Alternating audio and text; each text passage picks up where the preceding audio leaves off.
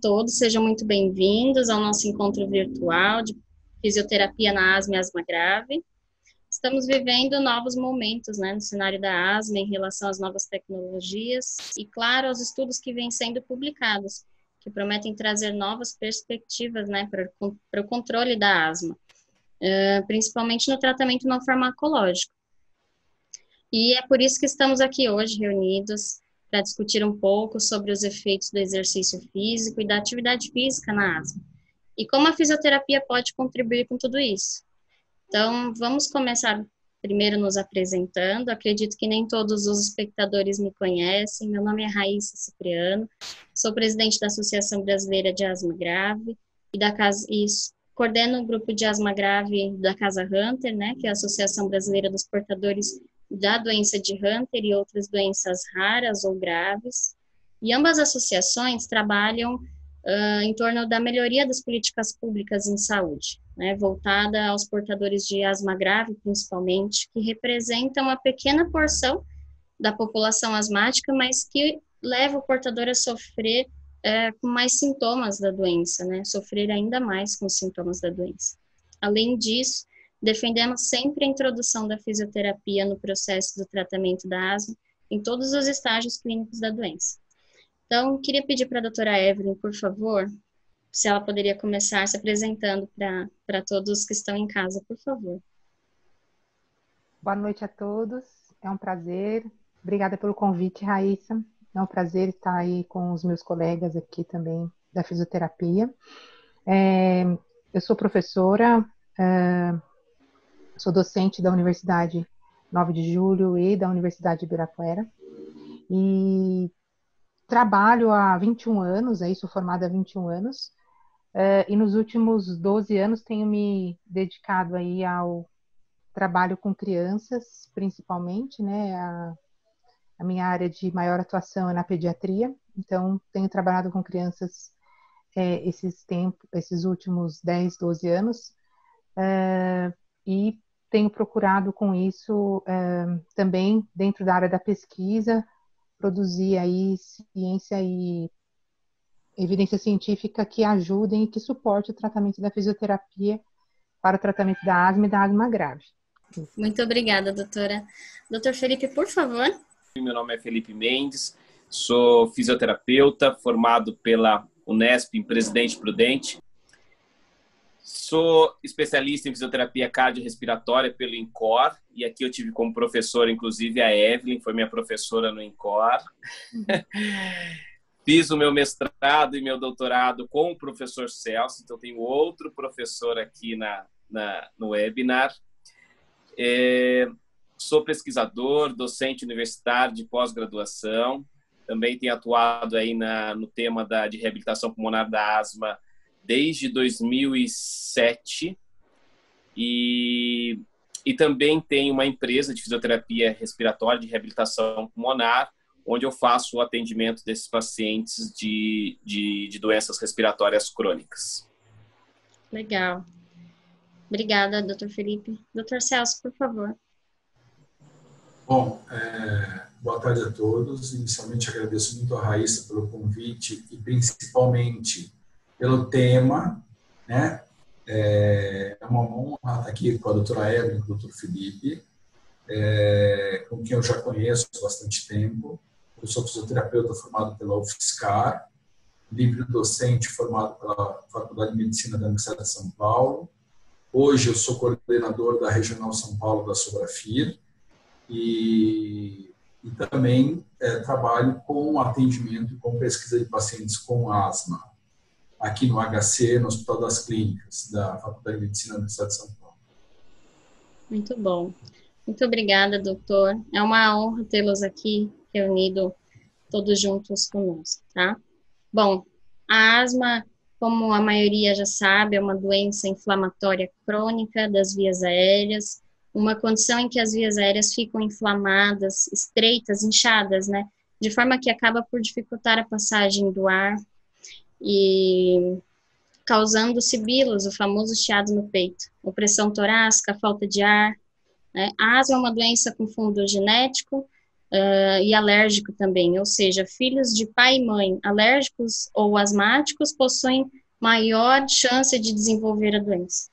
É uma doença crônica, portanto, sem cura, mas tem tratamento e controle, e é possível levar uma vida absolutamente normal, né? O tratamento de base ainda hoje é o medicamentoso, com o uso de inflamatórios, anti-inflamatórios, inalatórios, o controle ambiental e das comorbidades relacionadas, né? Como as alergias, refluxo gastroesofágico, entre outros. Já a asma grave, é a fase mais grave da doença, onde quando o paciente realiza todo o tratamento de controle corretamente, medicamentoso, ambiental, das comorbidades, tudo à risca, e ainda assim possui sintomas frequentemente, baixa qualidade de vida e dificuldade para exercer atividades simples da vida diária, né? Então, antes de falar um pouco do papel da fisioterapia na asma, eu gostaria de começar pelo Dr. Celso, pedindo a ele que nos fale um pouco da importância da atividade física e do exercício físico, né, para os portadores de asma e principalmente de asma grave. Doutor, o que os estudos mais recentes diz? Acho que, como a gente está falando para várias pessoas, a primeira coisa que talvez seja importante a gente tentar diferenciar é o que é atividade física e o que é exercício físico. Então, a atividade física é qualquer atividade acima do repouso, acima de eu estar sentado, acima de eu estar na cadeira ou coisas do tipo. Então, andar, ir pegar o ônibus, subir uma escada, isso é uma atividade física. O exercício físico já é uma coisa programada, é uma coisa que eu tenho um objetivo, uma intensidade, uma frequência, uma duração. Então, só para que as pessoas entendam a diferença. Sim. Então, até muito recentemente, todo o estudo que existia era sobre o papel do exercício físico, né? Então, até este ano, onde ainda está para sair ainda esse estudo, mas já está aceito para publicação, mostrando que os indivíduos que aumentam a sua atividade física, eles conseguem ter o melhor controle clínico da asma. Então, antes era só o exercício físico, agora é o exercício físico e mais a atividade física. Além disso, Raíssa, apesar de você ter descrito de maneira muito clara e muito correta tudo que a asma sempre a asma foi pensada como alguma coisa estritamente respiratória. E os estudos mais recentes têm mostrado que não, que você tem comorbidades, né, que podem vir da rinite, da sinusite, do refluxo, como você falou, são as comorbidades ligadas à asma, mas parece que tem algumas comorbidades ligadas à gravidade, né? E aí, nesse sentido, eu tenho obesidade, sedentarismo e alto nível de ansiedade e depressão, né? Então, parece que esses três fatores, eles também são importantes e eles influenciam diretamente no controle clínico da asma.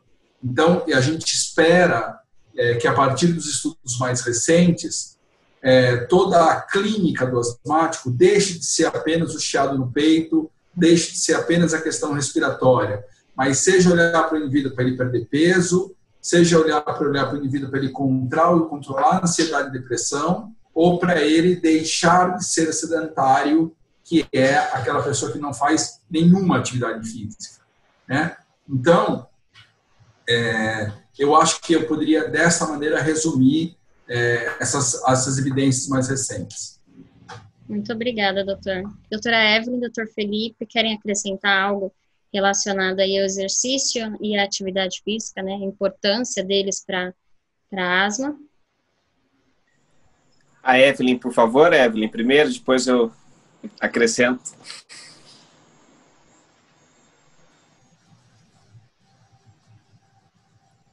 O importante, o professor esclareceu muito bem, né, e de forma bastante clara e fácil de entender, né, Sim. Esses dois pontos, trazendo um pouco para a questão da população infantil, né, além de tudo isso, quando a gente fala da população de crianças, também envolver essas crianças em atividades que sejam completamente interessantes para elas, né? E no nível recomendado para a faixa etária. Então, quando a gente pensa na população infantil que tem asma grave, a gente encontra alguns obstáculos e algumas estratégias são necessárias para lidar com o público infantil, né? E os objetivos da terapia, nesse caso, passam a ser voltados para o desenvolvimento, né? É uma pessoa que está em fase de desenvolvimento, nós temos que ter esse olhar em relação ao desenvolvimento da criança e também pensar, além do controle clínico, engajá-los em atividades interessantes e que também não prejudique a questão cognitiva, de atenção, de aprendizado, porque toda essa questão também estão envolvidas quando a gente fala de criança, que eles estão numa fase altamente de aprendizado muito grande.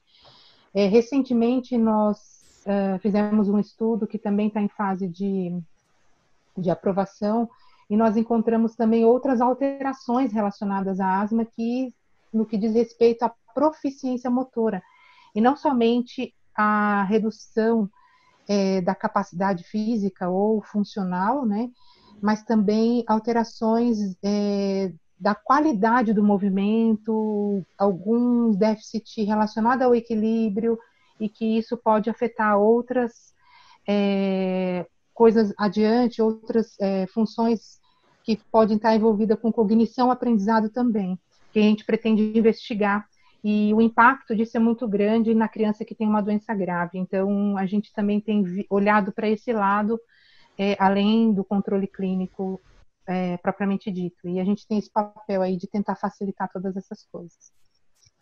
Muito bom. Pode ficar. Eu queria tornar essa coisa um pouquinho mais dinâmica, e a gente vai introduzindo informações antes de passar para o Felipe, que é assim, Raíssa, a gente... já existem evidências de que na cidade de São Paulo, dentre os fatores que são considerados barreiras para as crianças fazerem exercício, os pais são a segunda maior barreira. Porque os pais, no objetivo de cuidar, de proteger, eles não estão fazendo isso por mal, na cabeça deles, estão fazendo isso por bem, mas então deixar a criança fazer exercício, estimular, dentro desses critérios que a doutora Evelyn falou, né, os critérios de como fazer, atividades para a idade e tudo. Então, é importante o papel dos pais nesse sentido para permitir isso também. Sim, é verdade. Eu posso dizer como mãe de paciente, e o medo, né, em torno de tudo isso é muito grande, né? Mas eu costumo dizer que o medo só existe quando há falta de informação, né? Falta de conhecimento. Porque a partir do momento que a gente entende um pouco mais, tanto sobre a doença, mas também quanto ao tratamento, da importância da atividade física, e que ela não é uma vilã, a gente consegue ter um pouco mais de segurança, né, em deixar os nossos filhos praticar atividade física, e enfim. Eu tinha muito medo da Giovana ter uma crise, exacerbar, porque o esforço era um dos gatilhos dela, né? Mas é claro que com toda a educação nessa questão e com a ajuda do profissional, eu consegui mudar todo esse olhar, né? Eu tive a honra de ter a Evelyn me acompanhando nesse período, foi quem reabilitou a minha filha. Então, eu tive bastante informação, fui muito bem instruída, e consegui soltar um pouco a minha filha para esse tipo de atividade, né? O caso da minha filha é bem grave. Mas a gente sabe que desde os casos mais leves, esse é um medo que envolve aí todos os pais e mães, né? Mas é muito isso que o doutor falou. Vamos lá, doutor Felipe, por favor.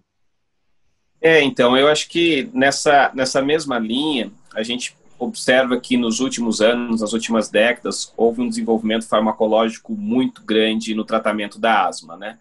Então, isso ajudou muito no controle da doença, e inclusive reduziu bastante a mortalidade e a gravidade em muitos pacientes. Mas o que a gente tem observado? Que apesar de toda essa evolução farmacológica da tecnologia, dos tipos de medicações, muitos pacientes continuam não respondendo muito bem a essa farmacologia, continuam tendo crises graves, continuam tendo prejuízos para a qualidade de vida, para a capacidade funcional. E agora o olhar está se voltando justamente o porquê que esses pacientes, apesar de uma medicação às vezes otimizada, apesar de uma alta tecnologia da medicação, continuam tendo problemas respiratórios, né?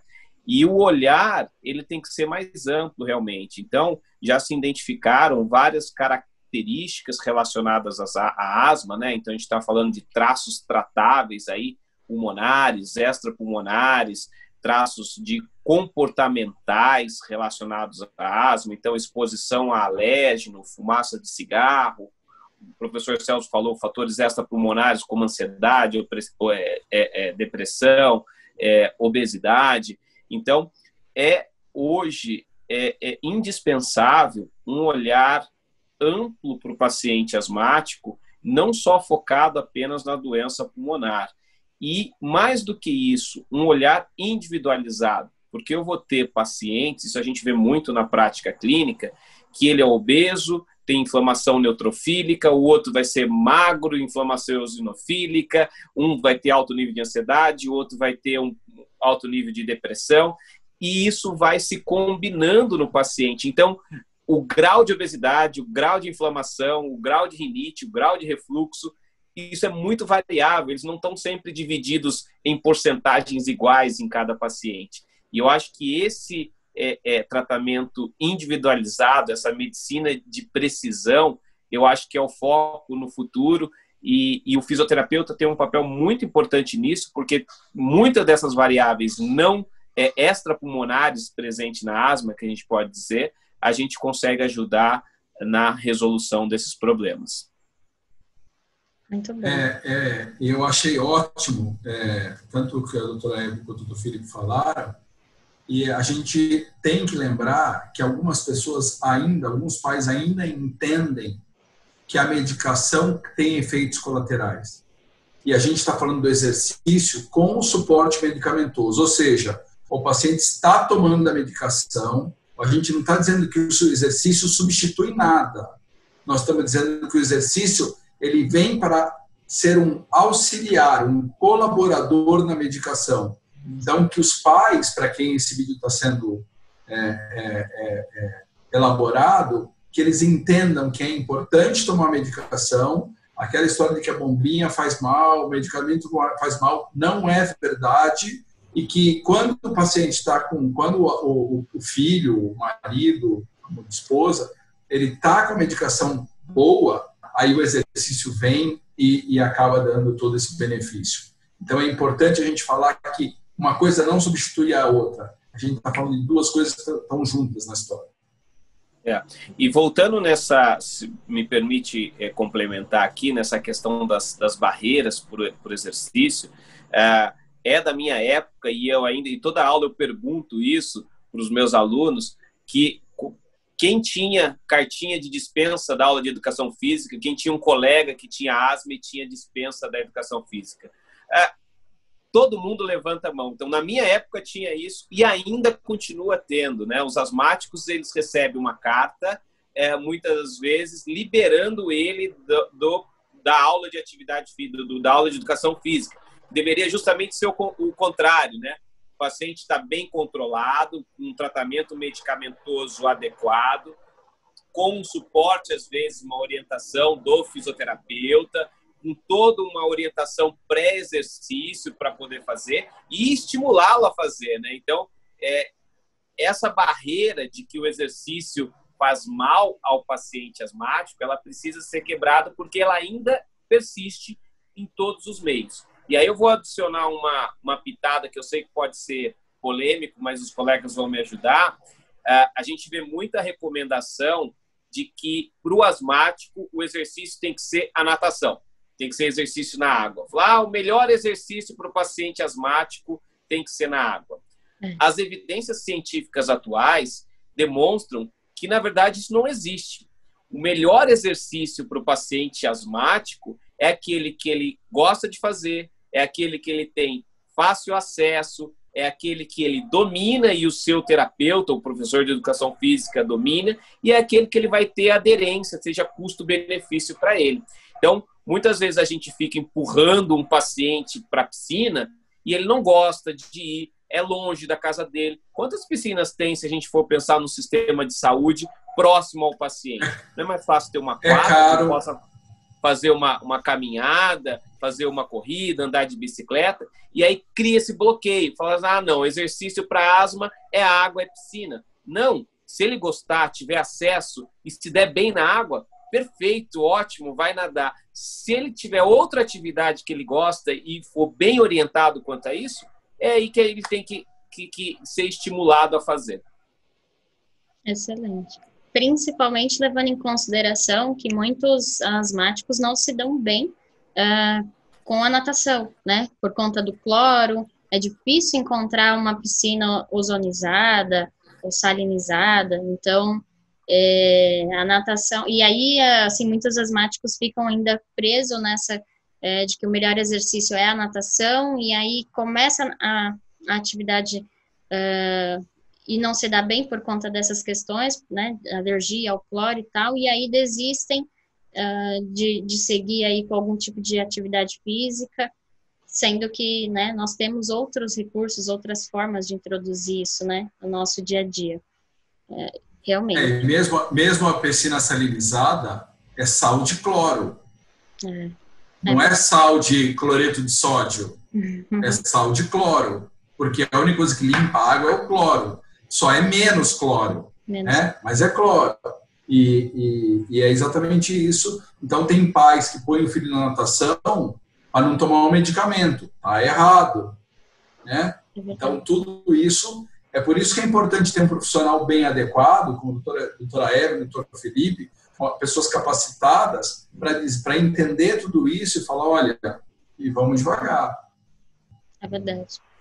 Mas ainda voltado, por exemplo, para os pacientes de asma grave, em que os sintomas ainda assim são frequentes, né? Por exemplo, a minha filha, ela faz o tratamento levo sempre à risca, faço sempre nos horários corretinhos, né? Ela tem um acompanhamento multidisciplinar, então é alergista, fisioterapeuta, é o pneumologista, ela passa com gastro, diversos profissionais, e ainda assim, na educação física da escola, ela teve problemas, ela teve durante muito tempo uma limitação ao exercício, né, ao esforço.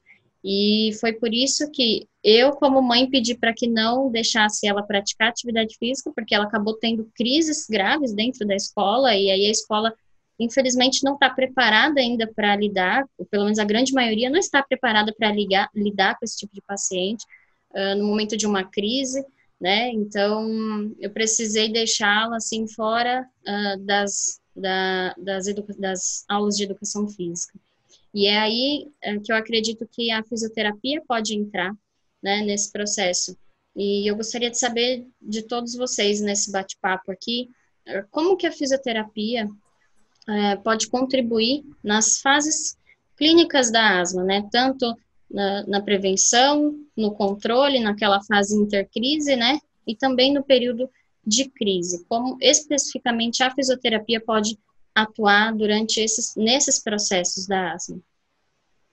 A gente pode começar pela doutora Evelyn, então, por favor. Bom, como você já dividiu bem as fases, né, a fisioterapia ela tem uma inserção em todas essas fases, né, o que modifica é o objetivo terapêutico, né. Numa fase em que o paciente está exacerbado, a função é ajudá-lo a sair dessa fase de exacerbação, que ele tem falta de ar, uma descompensação, muitas vezes uma hipoxemia, sinais de desconforto respiratório. Então, é uma fase delicada em que, nesse momento, o objetivo da terapêutica é ajudar esse paciente a sair desse momento, né? De preferência, não deixá-lo evoluir com maior gravidade, tá? Um paciente que evolui para uma ventilação invasiva com asma, ele tem um potencial aí de piora, um aumento de chance de evolução pior por conta de evoluir para uma ventilação mecânica, né? Mas obviamente que também existe a gravidade do quadro, é muito bom separar as duas coisas. Eu posso ser um asmático considerado GINA step 1, 2, mas eu posso evoluir para uma exacerbação muito grave, tá? Então, o grau de exacerbação não necessariamente está atrelado ao grau basal de gravidade da doença, ou de nível de controle de doença. Então, o que o asmático mais leve precisa entender muitas vezes, é que ele pode vir a ter uma crise grave, tá? Então, é muito importante esse controle fora da crise. Obviamente que o paciente chegando num estado de mal asmático é mais complicada a situação, ele precisa de um suporte muito maior, mas a grande maioria dos pacientes evolui com uma crise moderada ou leve, o que é possível a reversão, tanto pela reversão farmacológica, existe um protocolo de reversão dessa crise, e aí a minha briga específica hoje, como pesquisadora, é justamente, também sou mãe de asmático, então, a minha briga especificamente nessa fase, né, que foi observando a minha filha reagindo a essa primeira fase inicial da exacerbação e aos efeitos colaterais dos medicamentos, ainda não temos grau de evidência suficiente para indicar ventilação não invasiva. Ela é grau de evidência B, tá? No último consenso do European, ele entra como não é a primeira escolha, tá? Mas com passinhos de formiguinha na teimosia, como disse o professor Celso, um primeiro estudo a gente conseguiu mostrar que a inserção da ventilação não invasiva nessa fase ajuda na broncodilatação. Então, assim, a ideia que eu tinha inicialmente, quando eu instalava uma VNI no meu paciente em exacerbação, era que eu estava dando tempo para que o medicamento agisse. Na verdade, você já está fazendo um tratamento, porque existe um potencial broncodilatador da pressão positiva. Existe aí um motivo fisiológico, que eu não vou entrar nessa questão, mas existe aí um mecanismo de ação dessa ventilação não invasiva que também broncodilata e uma broncodilatação persistente, tá? Acabamos de ter aí o nosso trabalho aceito, depois eu mando para meus colegas, estou muito feliz com isso, que nós fizemos uma comparação aí entre o potencial do broncodilatador medicamentoso e o que a não invasiva consegue de broncodilatação, e é muito parecido, quase não há diferença na broncodilatação promovida, com algumas vantagens. Também não estou dizendo para substituir uma coisa pela outra, tá? Estou dizendo que uma combinação seria interessante, tá? Essa terapêutica. Com a vantagem de que o uso da ventilação não invasiva restaura o volume minuto, coisa que o medicamento sozinho não consegue fazer, e também melhora a condição muscular, que provavelmente vai interferir no nível de fadiga, no limiar de fadiga muscular. Então, daria mais chance para esse paciente sair dessa exacerbação junto com o medicamento. Depois que o paciente passa por essa fase, ele consegue sair desse quadro mais agudo, ele ainda pode ter hipoxemia e ele pode cursar com algum grau de secreção pulmonar. Então, a fisioterapia ainda intra-hospitalar vai ajudar esse paciente a restaurar sua troca gasosa, a melhorar seu nível de esforço físico. Ele vai começar a movimentar esse paciente. Esse paciente já vai ter condições para isso dentro do hospital. E o objetivo passa a ser, então, preparar esse paciente para a alta. Orientações, encaminhamento para reabilitação pulmonar posterior, uma educação e ainda melhorar a questão da troca gasosa, etc. Tá? E a terceira fase, que é o que a gente estava comentando aqui anteriormente, que é a fase de manutenção, de controle, de aquisição de controle clínico. Então, assim, nós temos inserção em todos os momentos, com ferramentas diferentes e com objetivos terapêuticos diferentes, e a gente tem que fazer essa progressão. Só que a gente tem que entender qual a disfunção que a asma causa no nosso paciente e como que a gente vai intervir isso da melhor forma, tá? Então, vejo essas três fases muito claras e o papel da fisioterapia muito claro também quanto a isso. Muito bom, obrigada, doutora. Eu queria ainda comentar, achei interessante você falar da fisioterapia no pronto-socorro, né? A fisioterapia lá com seu papel dentro do hospital, no momento da crise. Como mãe, acompanhei, acompanho minha filha desde da primeira crise grave dela. Ela era um bebê chiador, né? Ainda não possuía o diagnóstico de asma, nem de asma grave, e teve a sua primeira crise grave causada por um quadro infeccioso viral, né? E precisou ser entubada, e, enfim, de lá para cá, ela acabou sofrendo cada vez mais aí com os sintomas da asma. E a cada crise dela, porque nós levamos cerca de 2 anos para encontrar um controle total, assim, da doença dela. Deixamos de internar, né? Ela deixou de internar por conta da asma só depois de 2 anos, mas durante esses 2 primeiros anos foi bastante difícil, até para eu entender tudo o que desencadeava as crises dela e o que ajudava ela a melhorar, a sair da crise, né? E eu também passei por esse momento do medo da bombinha, como o Dr. Celso comentou anteriormente. Eu achava que a bombinha faria mal, que a bombinha vicia. Então, durante bastante tempo eu não utilizava da forma correta, evitava. Então, até eu me educar, né, durante todo esse tempo, e até a Giovana também encontrar o controle, levou 2 anos. E aí, quando ela tinha crises, crises que eu não conseguia resolver em casa, né, com aquele protocolo de resgate que normalmente o pneumologista deixa com a mãe, levava ela para o pronto-socorro. E chegando lá no pronto-socorro, colocavam ela no oxigênio. Às vezes precisava de uma injeção de adrenalina ou algum corticoide para ela poder ser liberada, né? Só que na maioria das vezes, como ela já se tornou uma asmática grave, foi diagnosticada com asma grave, né? Aquilo não era suficiente. Na maioria das vezes ela precisava passar para internação para ser tratada a nível hospitalar. E eu comecei a notar que algumas, no primeiro e no segundo dia de internação, ela já melhorava. E melhorava por quê? Porque a fisioterapia, claro, as medicações que, além de ser orais, passavam a ser por veia, né, intravenosa, então isso ajudava bastante, mas a fisioterapia na internação era mais intensificada, era 3, 4 vezes no dia, sempre que precisava tinha um fisioterapeuta ali. E aí eu comecei a notar que se talvez ela chegasse lá no pronto-socorro e já tivesse aquele atendimento de fisioterapia, talvez em algumas vezes ela nem precisaria ser internada, né?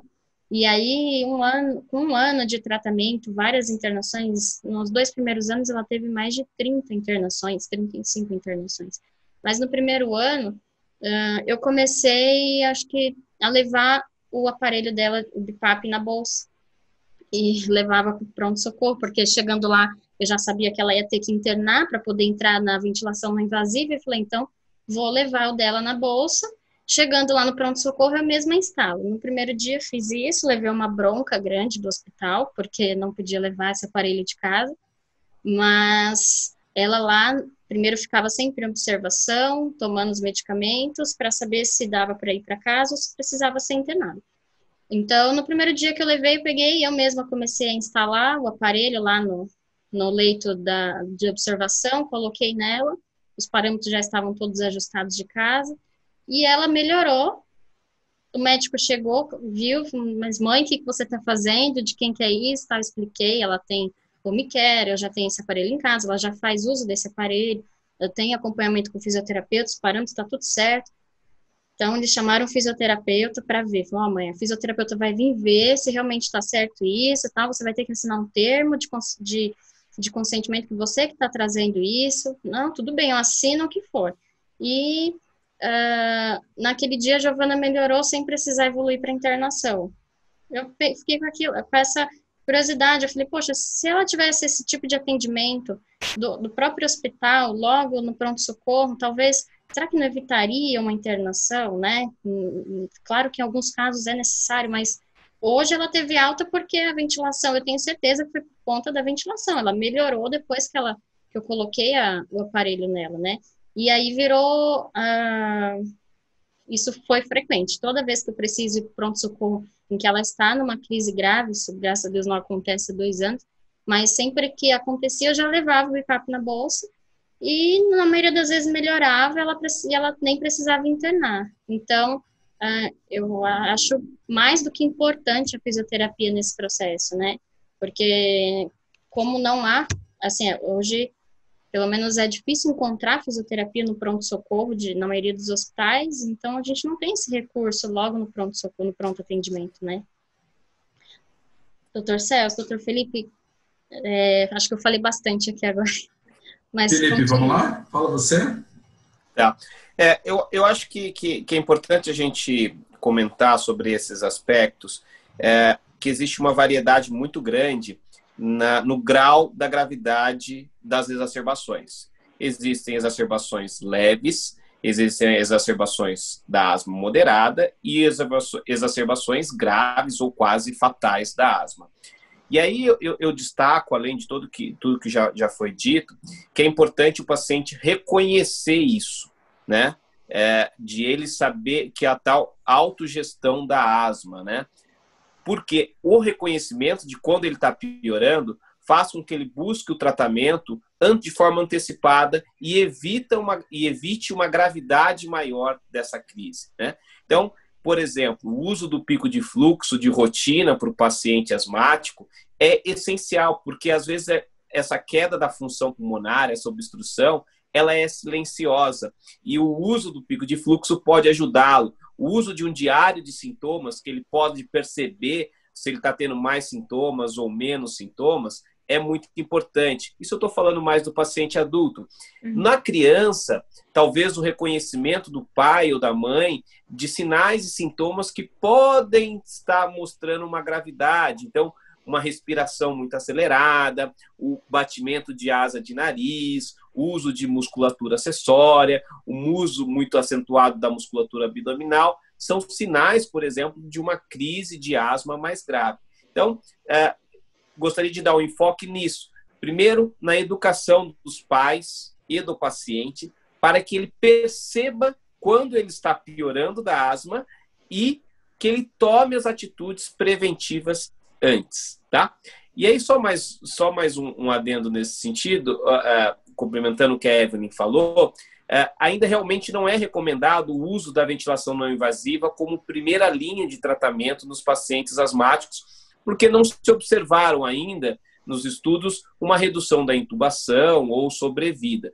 Mas são muito poucos estudos. A revisão sistemática que avaliou isso tem 1 ou 2 estudos inclusos. Ou seja, não dá para você tomar como base isso ainda. Também não dá para dizer que vai funcionar. Mas essa mesma revisão sistemática mostra um efeito broncodilatador, melhora da função pulmonar, da capacidade vital, mas que requer ainda mais estudos para comprovar essa necessidade, esse efeito broncodilatador e a redução que a Raíssa falou de uma gravidade maior da asma, ou seja, de uma internação, de dias de internação talvez, ou do paciente sair melhor. Às vezes o dia de internação não reduz, mas ele sai melhor da internação, né, com menores sintomas de gravidade. Então, não dá para a gente afirmar, como ciência ainda ela vai caminhar lentamente para que a gente possa responder isso, mas que parece que a ventilação não invasiva, a médio e longo prazo, pode ter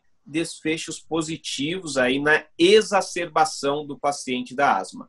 E aí, focando na prevenção, evitando que ele exacerbe ou tratando de forma adequada essa exacerbação no começo, eu acho que a gente começa a chegar num fim melhor para esses pacientes asmáticos, tanto durante a exacerbação quanto pós-exacerbação. Que aí eu passo a bola para o professor Celso, que ele pode falar melhor disso. Não, eu achei excelente todos os exemplos dados pela doutora Evelyn e pelo doutor Felipe. Então, a sua pergunta era, qual é o papel do fisioterapeuta em todas as fases?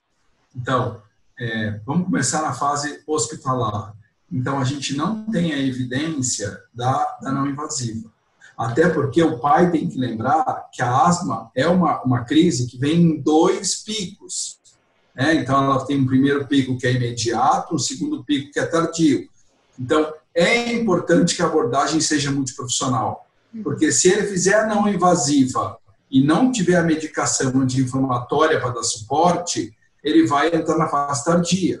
Então, tanto o médico quanto o fisioterapeuta, eles têm que associar e ver isso junto. Então, isso é extremamente importante. Por outro lado, se ele entra no hospital e o médico dá apenas broncolatador, é a mesma coisa, vai ter que voltar para o hospital. Então, que é o que acontecia até 15, 20 anos atrás, o paciente tinha uma crise, ia para o hospital, voltava 2 dias depois ou 12 horas depois.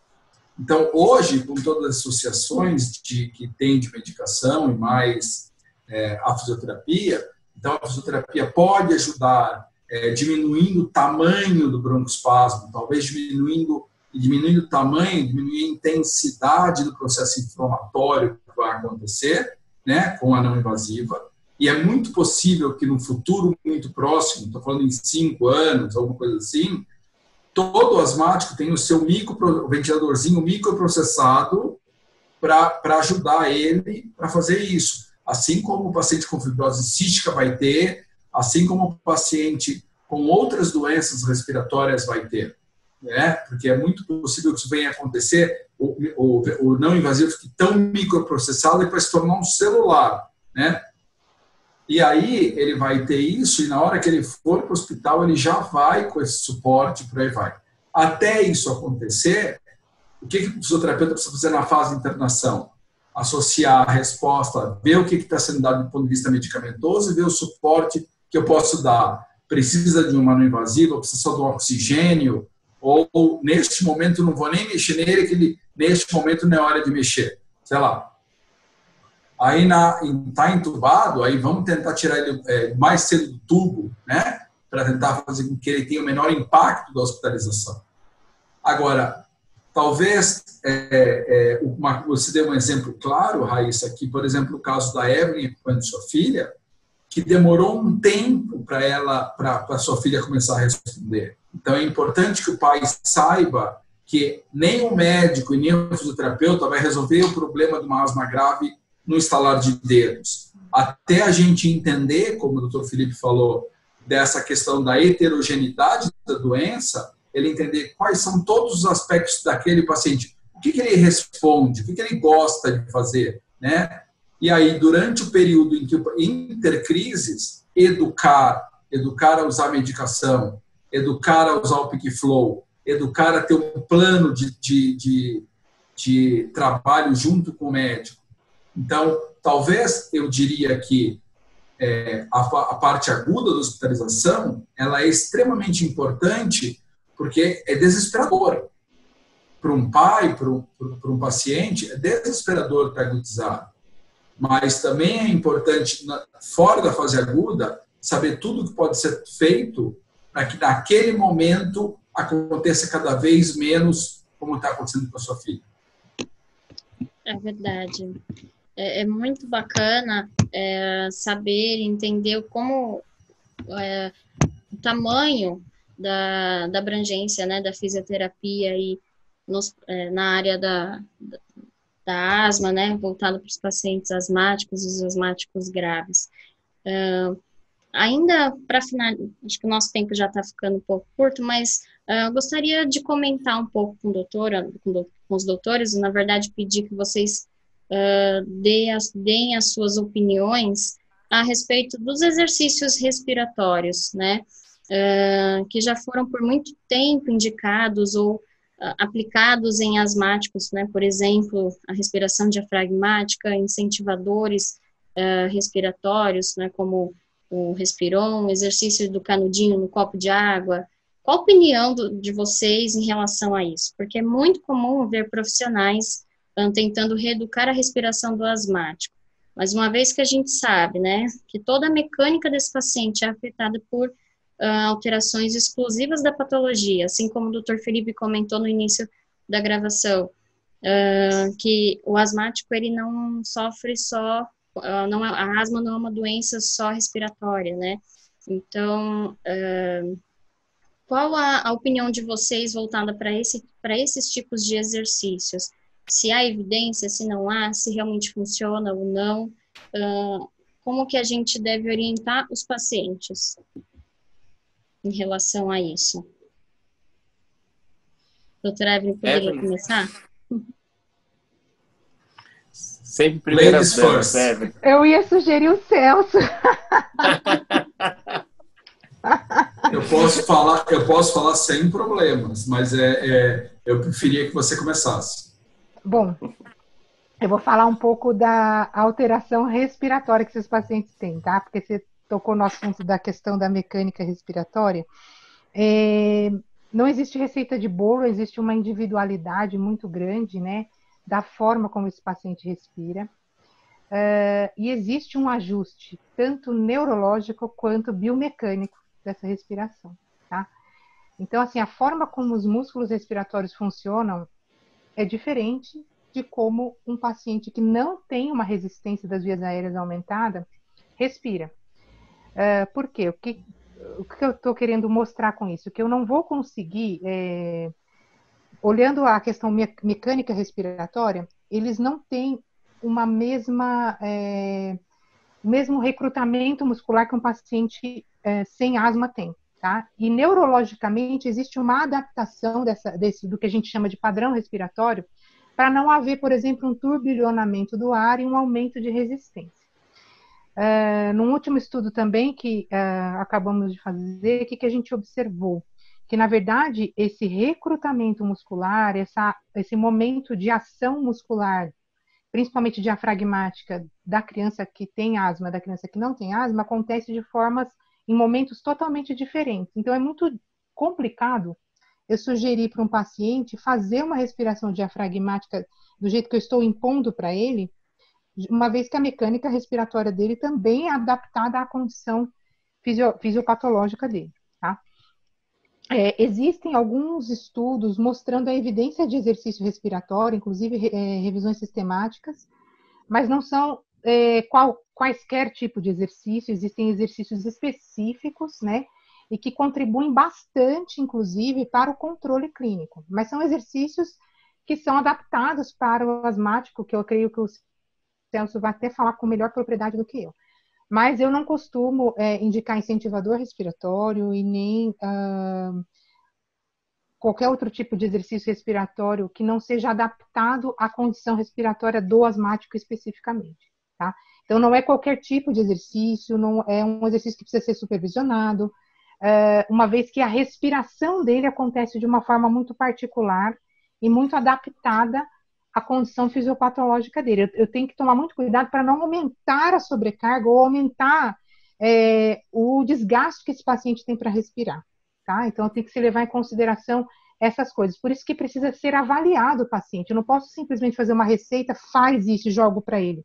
Exige uma avaliação de como essa respiração está acontecendo, né? E de quanto de energia ele está despendendo para essa respiração. Se não está acontecendo também naquele processo uma agudização silenciosa ou um aumento de resistência que ainda não se manifestou na forma macroscópica, digamos assim, né? Ele pode estar tendo um aumento de resistência silencioso, que eu só vou conseguir detectar pelo peak flow. E como é que eu vou exigir dele uma respiração ou orientar que ele faça uma respiração sozinho, sem eu ter essa avaliação? Então, eu costumo dizer que tem que ter critério, tá? Critério e avaliação. Sim, exatamente por isso que eu levantei a questão, porque é muito frequente eu escutar de pacientes, assim, no grupo de pacientes, né, que não acredita na fisioterapia, porque já fez muita fisioterapia focada em encher bexiga, em assoprar canudinho no copo, e não resolveu, a fisioterapia não resolveu para mim. Faziam aquelas batidinhas nas costas e não... Muito respirão, mesmo fora das crises, né? Já conheci muitos pacientes em que os médicos indicaram, né? Orientaram os pacientes a procurar um fisioterapeuta, e quando teve essa primeira experiência foi esses tipos de exercícios, e aí não teve efeito, o paciente não percebeu nenhuma melhora aí da asma, né? E aí acabam perdendo um pouco até da fé, da credibilidade na fisioterapia. Dr. Celso, por favor. Felipe primeiro. Tá. Então, eu vou bater na mesma tecla que a Evelyn falou. Primeiro é identificar a característica do paciente. a gente sabe que tem asmáticos que têm disfunções do seu padrão respiratório. Isso tem, né? A gente até por questionários a gente consegue identificar isso. Tem asmáticos que não tem. Então, a primeira coisa é na identificação, tá? Segundo, em momentos de crise de asma, não adianta você querer pensar em nenhum tipo de padrão respiratório, controla aqui, segura a diafragmática, puxa, respira. Ele está querendo sobreviver. Então, ele vai respirar para sobreviver. Não adianta ele fazer o seu comando, não adianta nenhuma técnica manual. A gente não consegue dominar um paciente em crise, tá? Esse é o primeiro ponto. Por isso que até o Celso falou, às vezes é melhor não fazer nada, é a melhor conduta em alguns casos de crise de asma. Então, primeira coisa, identificar se o paciente precisa ou se não precisa de uma técnica. Então, isso não é aleatório, isso não é todos os asmáticos, isso não é um padrão. Então, primeiro tem que se identificar esse tipo de paciente. Segundo, existe, por exemplo, um estudo muito interessante australiano, que ela fez a seguinte proposta para os pacientes asmáticos. Falou, olha, toda vez que você tiver vontade de usar o broncodilatador, a bombinha, respira, controla a sua respiração. Se a falta de ar não passar, você usa o broncodilatador. Se a falta de ar passar, isso para adultos, tá? Ok, dá sequência na vida. O que mostrou? Que reduziu em 86% o número de vezes da necessidade do broncodilatador.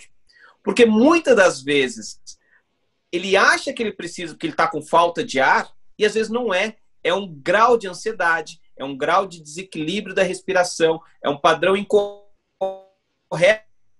naquele momento, por nervosismo, por medo de uma atividade física, por subir um lance de escada. Então, o exercício respiratório bem orientado, por exemplo, né, para esses pacientes que têm um uso desnecessário da medicação, e foi um estudo muito bem delineado, de alta qualidade, randomizado, controlado. Então, opa, em vez de você usar o broncodilatador, respira 1 a 2 minutos. Funcionou? Beleza. Não funcionou? Usa a medicação e vai resolver, né? E a gente tem que pensar também que alguns pacientes eles têm respiração muito superficial e muito acelerada, principalmente durante algumas atividades do dia a dia. E muitas vezes reduzir essa frequência, orientar ele a respirar menos, para o paciente asmático, por incrível que pareça, respirar menos é melhor, respirar menos é mais, porque o ar ventila mais todas as áreas de pulmão, tem mais troca gasosa, tem menos fluxo de ar turbulento, menor broncoespasmo por conta disso. Então, os estudos têm mostrado que exercícios respiratórios, quando ensinados corretamente, existe um padrão certo, existem várias técnicas, vou falar alguns nomes aqui, mas não se assuste, tem Pep-Work, tem buteico, e tem a velha e antiga yoga, que funciona muito bem, mas todas pensando na conscientização da respiração, no padrão respiratório, para reduzir a ansiedade, reduzir frequência respiratória. E isso já tem mostrado benefícios importantes, como a Evelyn falou, com revisões sistemáticas, na melhora da qualidade de vida, alguns mostrando melhora clínica. A gente acabou de publicar um artigo comparando até exercício respiratório de yoga com exercício aeróbico, a gente observou até efeitos similares para esses pacientes na melhora do controle clínico. Então, tem benefícios, mas não é para qualquer um, não é de qualquer jeito. Esses exercícios da bolinha, da potagem, foge completamente do que deve ser feito. Então, existe um padrão a ser seguido para esses exercícios respiratórios no paciente asmático e identificação de quem precisa. Muito bom. Obrigada, doutor. Professor? Vamos lá. Então, é assim, ó, de novo, eu gosto muito de ouvir a doutora Eva e o doutor Felipe falando, porque fica até mais fácil de falar no final. Por que fica mais fácil? Porque você só vem olhando por volta, né? Então, é assim, primeira coisa, a respiração asmática é diferente por várias razões. Uma por causa que a via aérea está inflamada, por causa do broncoespasmo, mas também por causa do excesso de esforço, a postura muda. A postura mudando, toda a mecânica respiratória muda. Então, é muito comum o asmático respirar com a musculatura acessória, que são os músculos do pescoço, do peito, mais do que os músculos que normalmente são utilizados como diafragma. Então, isso é uma coisa. Respiron, Voldine, never, ever. Bexiga, bolinha, canudinho, never, ever, nunca, esqueça. Né? Então, isso é ponto pacífico. Ok, isso não é fisioterapia. Em primeiro lugar, é que assim, isso eu não estou desfazendo dos colegas que fizeram isso. Eu estou dizendo que isso não é o que a fisioterapia faz para o asmático. É isso que eu estou dizendo. A segunda coisa é essa alteração postural, o exercício respiratório pode ajudar. Como a gente já sabe, que teve um estudo muito bem feito por uma pesquisadora inglesa agora, com quase 500 pacientes, mostrando que o exercício respiratório melhorou a qualidade de vida, mas não melhorou o controle clínico. Então, ele ajuda. Então, ele ajuda como? Se você orientar o paciente a fazer exatamente como tanto o doutor quanto o doutor Felipe falaram.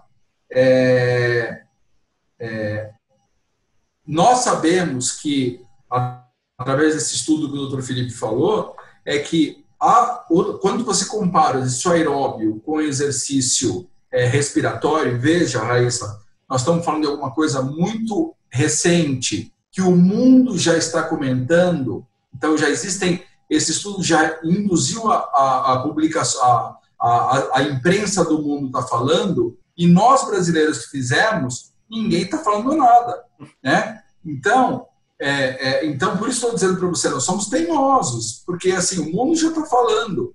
Pode pôr aí na internet que você já vai encontrar, mas o brasileiro ainda não está falando. Então, nesse sentido, a gente mostrou que os dois têm efeito, mas que o exercício aeróbio, ele luta mais tempo, ele demora mais tempo, né? Então, o exercício respiratório tem uma técnica chamada buteico, que é exatamente o que o Dr. Felipe falou.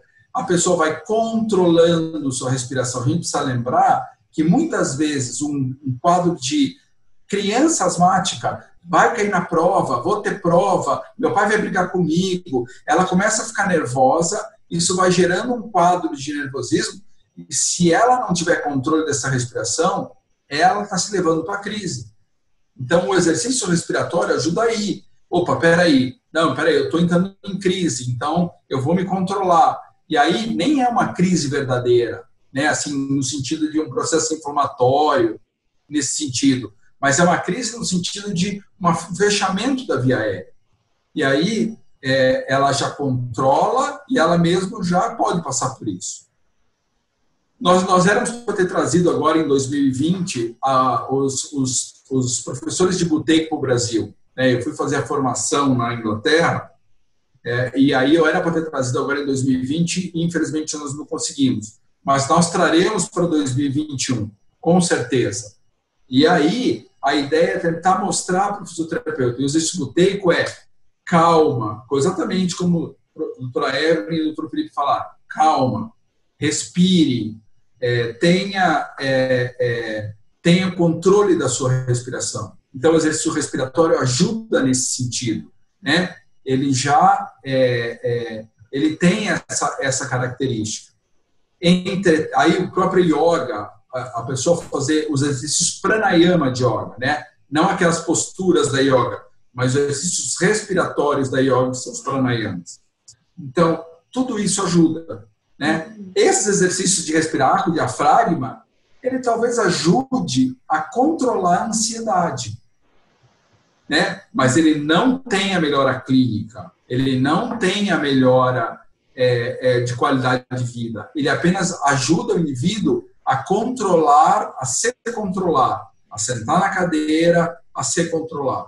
Então, nesse sentido, e às vezes até a gente tem que lembrar que se a gente ensinar o paciente a ter uma respiração melhor, ele vai fazer o melhor uso do broncoaspirador. Ele vai ter o melhor controle na hora de inalar, na hora de segurar, na hora de soltar, ele vai ter o melhor controle. Então, o controle da respiração, o paciente tem a respiração é uma coisa autônoma. A gente não toma controle dela no dia a dia. Eu estou falando com você, não estou controlando minha respiração. Mas eu posso, se eu quiser, controlar para falar com você de maneira mais pausada, de maneira mais tranquila e por aí vai. Da mesma maneira, eu posso ensinar o asmático a, em momentos de crise, controlar a sua respiração e aí, desculpa, não de crise, mas antes da crise, né? Porque na hora da crise a coisa fica incontrolável, né? Mas antes da crise, aí ele ir controlando, ele tomando conta, para aquele fechamento da via aérea não ser tão importante. Então, em resumo, o exercício respiratório sim funciona, não a bexiga, não o canudinho, não o Vodyne, esqueça isso, mas existem técnicas que ajudam o paciente e que o paciente pode usar dessas técnicas para alguns momentos, até para fazer uso melhor do medicamento, até para falar melhor, paciente com disfunção de prega vocal, né, fica falando muito rápido, e aí acaba desencadeando a crise. Então, tudo isso pode ajudar, e por isso tem que ser uma coisa multiprofissional, porque não é tão simples. E aí, só queria acrescentar um detalhe aqui, que a gente respira 24 horas, o tempo todo, né? E não adianta você ir na fisioterapia 2, 3 vezes por semana, fazer 1 hora de fisioterapia e achar que isso pode melhorar e mudar o seu padrão. Seja ele de exercício físico, que a gente já discutiu, seja ele de exercícios respiratórios. Então, é muito importante que o paciente entenda, e o fisioterapeuta também entenda, que ele deve fazer aquilo na sessão e orientar a execução dessas atividades em casa. Então, a gente está falando de exercício respiratório, 2 a 3 vezes por dia, tá? Para que ele se adapte a isso. Ele tem que ter um diário de exercício. A gente está falando de exercício físico, ele tem que aumentar o nível de atividade física dele. O Celso definiu bem o que é exercício e o que é atividade. Ele vai lá 2 vezes na sessão de fisioterapia, mas e os outros dias? Ele tem que ser estimulado a fazer isso aos poucos. Tem várias ferramentas que a gente pode usar para isso. Então, tanto no exercício respiratório quanto no exercício físico, tem que ser complementado e indissociável dos exercícios em casa que o próprio paciente deve assumir a responsabilidade em fazer para o seu próprio bem-estar. É muito importante. Só para finalizar o que o Felipe falou, é a questão da dose e frequência, né? Você precisa de ter uma dose, uma intensidade para que uma terapêutica funcione, né? Então, com qualquer medicamento é assim, se você o médico prescreve uma dose, uma frequência de utilização, e isso não está fora do que a gente faz. A gente também tem uma dose e frequência e precisa de uma constância. Então, não adianta achar que 2 horas na semana vai resolver o problema. Precisa haver uma aderência grande desse paciente e realizar essa dose e frequência adequada. Também, mais uma complementação, só para dar um exemplo disso, esses exercícios buteicos que são dados, por exemplo, em vários sistemas de saúde, Inglaterra, Canadá e Austrália, o que acontece o fisioterapeuta se reúne com o paciente 1 vez por semana, por 30, 40 minutos, e ensina para ele o que ele tem que fazer a semana toda e manda ele para casa com um diário. Então, é importante que tanto o paciente quanto os pais dos pacientes, quanto esposa, marido, eles entendam que tem um período aí de uns 2, 3 meses que a coisa precisa acertar, em que ele precisa entender a importância de fazer isso. A hora que ele entende, ele se adapta, a hora que ele faz e a hora que ele controla, aí ele não larga mais. Então, mesmo exercício respiratório, não é nem 2 vezes por semana que se faz lá fora, é 1 vez por semana. E aí eu te vejo daqui a 1 semana, depois de 15 dias, depois de 30 dias, mais 30 dias, depois de 5 visitas, eu te dou alta. Se você quiser, você pode vir voltar para o meu atendimento. Claro que nós estamos falando no sistema de saúde, onde tudo é público, então o dinheiro é muito importante. né? Então, a economia é muito importante. Diferente do Brasil, onde eu tenho um sistema misto, onde deveria ter isso no sistema no SUS, mas também o fisioterapeuta, caso o paciente quisesse receber algum tipo de atendimento especial em casa. Então, o paciente e seus familiares, eles têm que todos estar trabalhando juntos para essa adesão no exercício físico, no exercício respiratório. Verdade. Bom, excelente, doutor Isa. Estou muito feliz por tudo que a gente conseguiu discutir hoje. Foram minutos, assim, enriquecedores. E acho que estamos chegando ao fim, né, do nosso encontro. Avançamos aí um pouquinho, mas gostaria muito de agradecer em nome das associações de pacientes, das BAG, da Casa Hunter, dos pacientes, né. Esse momento é muito importante para a gente ouvir os profissionais da fisioterapia, conhecer mais, entender mais, e esse é o nosso papel, de estar aqui divulgando e compartilhando de tudo isso. Antes de você terminar, Raíssa, eu queria agradecer ao seu convite, agradecer demais o seu convite, acho que é uma honra estar aqui. Acho que a gente está aqui enquanto fisioterapeuta, enquanto cidadão, né? Tentando fazer isso. É uma honra estar com a doutora Evelyn, com o doutor Felipe. São pessoas queridas, são meus amigos, e é muito bom, tá? E é tão fácil falar com pessoas que entendem, porque a conversa flui, e um ajuda o outro, um complementa o outro. E dizer que conte conosco, e nós temos também trabalhado junto com os médicos, é importante dizer isso, no sentido de tentar dizer que nós temos que ser uma equipe, e a equipe tem que cuidar desse atendimento. Então, eu queria agradecer mais uma vez à Casa Hunter, à Asbag, e é um prazer estar aqui com vocês. Eu que agradeço. Também gostaria de agradecer, Raíssa, é um prazer enorme. Para mim é um prazer muito grande estar ao lado dessas duas pessoas, né, profissionais, e seu lado, eu sempre digo que você é uma mãe magnífica, uma super mãe, então, e com certeza será uma excelente profissional. Então é um prazer estar perto de pessoas assim, e me sinto lisonjeada de estar aqui também, porque justamente por serem pessoas que eu admiro profissionalmente como pessoa, tá? E a gente espera com isso avançar dentro da nossa profissão e com isso conscientizar não somente os pacientes, mas também os outros profissionais que desejam saber um pouco mais sobre esse assunto, né, que a gente se dispõe, né, a passar informações. Nós estamos aqui, a nossa função é essa, é a melhora da fisioterapia como um todo, né, e com isso refletindo uma melhor assistência para os nossos pacientes também. Então, eu queria agradecer, obrigada, Celso, obrigada, Felipe, e muito obrigada, Raíssa. Obrigada, eu. Eu gostaria de agradecer também o convite, foi uma ótima conversa.